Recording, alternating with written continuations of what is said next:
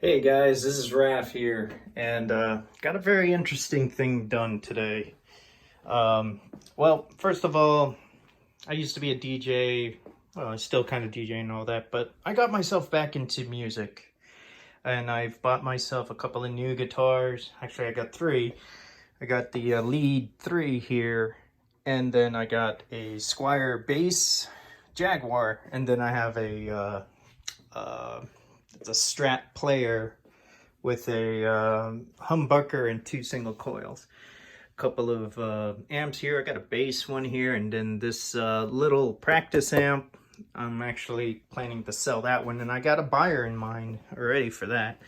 And I got myself a jazz course, and I'm really loving it.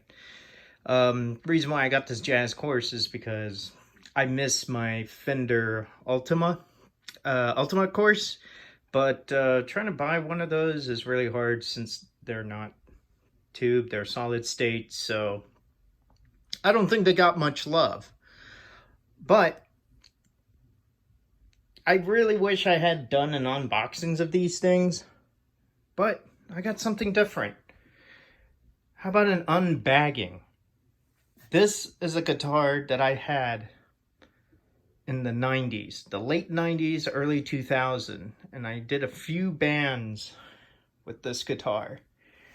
And well, around the 2000s, late 2000s, I kind of went into a bit of a depression, and I just didn't do music anymore. I think part of it is because I was doing music on my hard drive, or on my computer, and my hard drive decided to crash. But yeah, this guitar has very much sentimental value to me. As you can see, it's so old now that the name of the bag has worn out. But what kind of guitar is in there? Well, as I last remember, it's an Ibanez EX series. And going through the internet, my computer decided to turn off. But yeah, it was a EX 1000, EX 140. And apparently 140s are not much of an expensive guitar. I don't know what's up with this guitar, because it says it's either from the United States or it was marketed in the United States, then marketed in Europe. And the Europe version apparently is plywood, while the US version is solid basswood. Maybe we'll find out. Interesting history about this is that I bought this when I was in the Navy, so who knows how many hands this went through, where it was bought originally. I have not reached in here. Oh, it's one of my picks that I used to use. It's a hard one. I think I actually used this one for my bass back in the days. Well, I'm going to save that one. But here it is now. This is a bag that hasn't been opened for almost 10 years since I moved back into this house. It got buried because, well, this house right now is kind of a hoarder house because there's a lot of stuff. I don't want to get too much into it, but basically I just couldn't stop thinking about it, and I really hope this guitar was in my house. It didn't get stolen, lost, or whatever. So this is it, my Big Red. And on the video it looks a little bright red, but it has a more dull red. But wow, it's this guitar means a lot to me, because this was the first guitar I learned to, well, play guitar. And seems like that piece is about to fall off. I remember the pots were going bad. Now it's getting rough. I don't want to play with it too much because I want to be able to at least try to play with it. But yeah, it's a humbucker and 2 coils.